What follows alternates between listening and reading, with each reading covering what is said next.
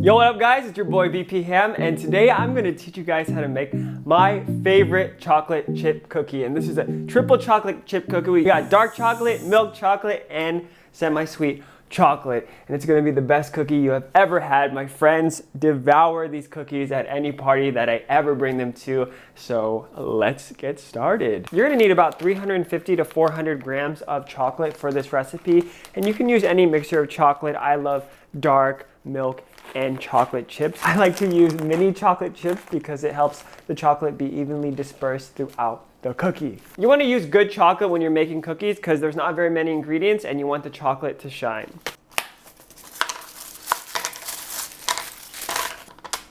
So I just get my knife, cut down the chocolate into chunks. I don't want them too small and I don't want them too perfect because I want some irregular pieces so that it's not all the same shape. We like that kind of rustic look. This looks pretty good to me. And then I'm gonna add about half a cup of chocolate chips. I'm gonna give this a little mix so it's evenly incorporated when it goes into our batter. So the thing that makes these cookies delicious is the brown butter. And if you never browned butter before, it's pretty simple. You just have to make sure you're watching your butter. So you're gonna need to get a pot. I prefer to use a metal, like a steel pot, but I don't have one here. So just any pot, and you're gonna turn the heat on medium high. And then you're gonna stick in 2 sticks of butter. So that's 1 cup of butter. Each one of these is half a cup. If you want, you can cut these up so that they melt evenly, but I'm lazy, so I'm not gonna do that today. Just grab your spatula. Oh, you wanna stir the bottom every so often so that it doesn't burn. And if it's too hot, if it's bubbling too quickly, you don't want this to go too fast. You can turn the heat down, but just make sure that everything is, melting at an even pace. And as you can see, the butter is melting and it's gonna foam up.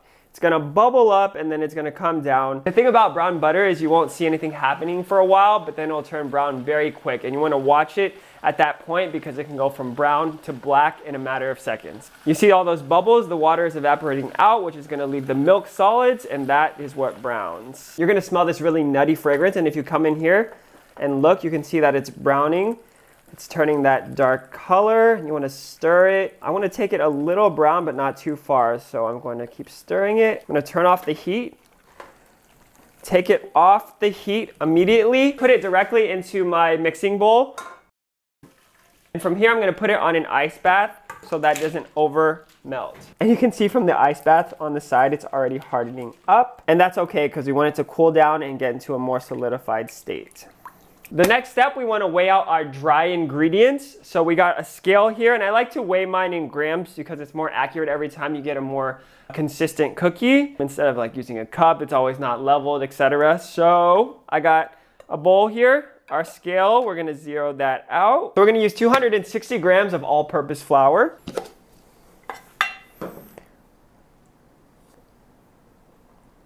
Some baking powder for lift, we're gonna use 1 teaspoon. And then 1 teaspoon of salt. This is kosher salt.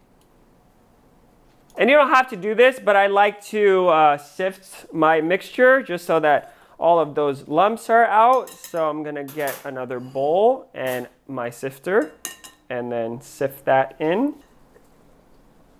If you don't wanna waste a bowl, then you don't have to do this part, or you can sift it right into the batter when you're ready. From here, we go to the stand mixer, which I have right here. I use a KitchenAid. We're gonna pop this right back on and we're going to fluff this up. We're gonna beat it on medium high for about 1 to 2 minutes. So here's our brown butter. It has cooled down and you can see it's come back together. And you can see those specks in it. That's the brown butter, and that's gonna make this cookie so good.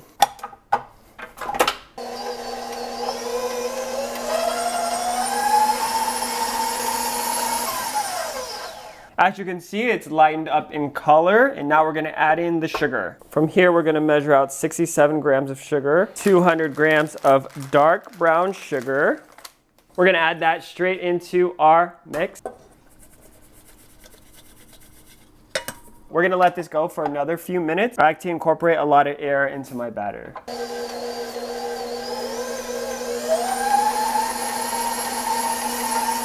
From here, we're gonna add in 2 eggs. And 2 teaspoons of vanilla extract. Now let that go for another 2 minutes.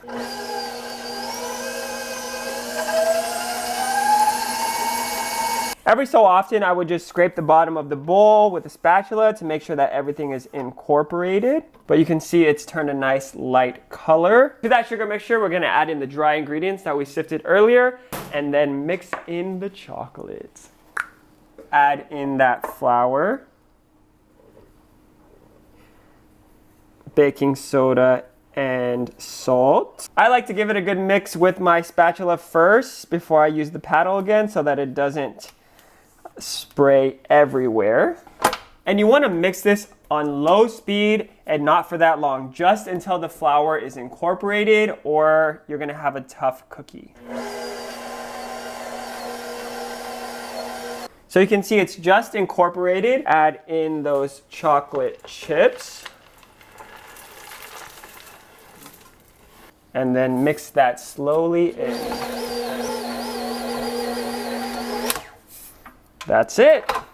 Here's the finished dough. We're gonna chill this for a couple hours, preferably overnight, so all those flavors meld together, and it's gonna create a delicious cookie. It's a new day. We got our cookie batter rested in the fridge overnight, and we're going to weigh this out and start baking. My ideal cookie is around 55 grams. I think that gives you the best size cookie for one person serving, and it's a perfect size, shape. It's great. I'm just gonna weigh them out using my scale and a piece of parchment on top. This batch should make around 20 55-gram cookies. I'm gonna use gloves so it's not as messy. And what I like to do is shape them into a little circle already. You don't have to do this, but I think it makes them look nice and uniform. And to make this go a little faster, I'm just going to weigh them out and shape them when they're all done. But just look at that dough.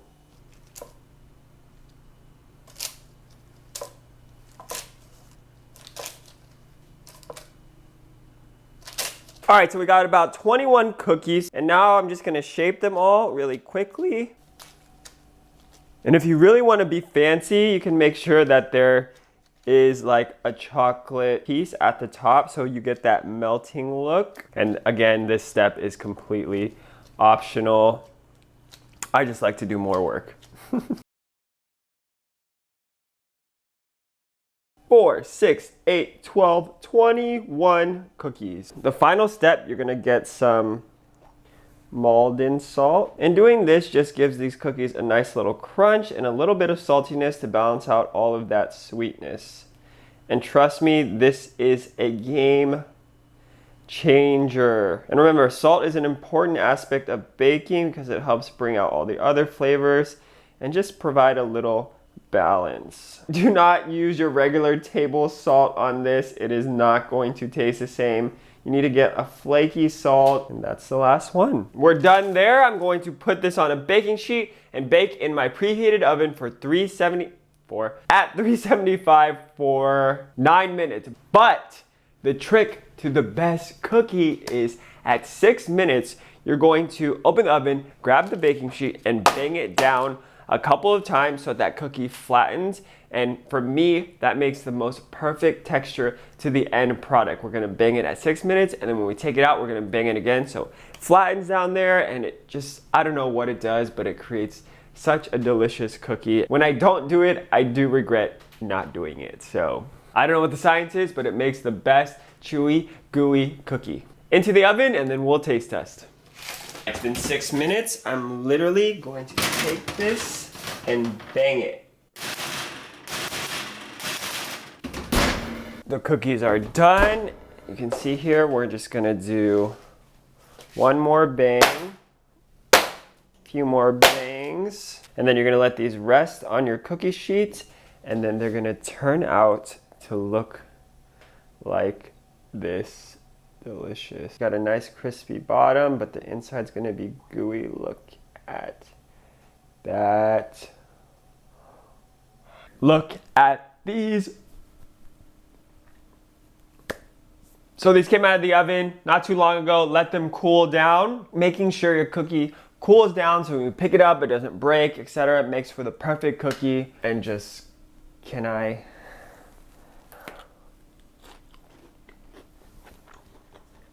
I can't. It's so good. Oh man, and that sea salt on the top makes this a star. So make sure you make this cookie. Let me know how it goes in the comments below. You're gonna love it. And in case y'all wanted some entertainment, I am packing these cookies up and going to Central Park and gonna see people's reactions to these cookies. So if you wanna see that video, click here. If you like this video, please hit that subscribe button and the notification bell. Give this video a thumbs up and comment below on what you would like me to cook or bake next. Until next time, peace.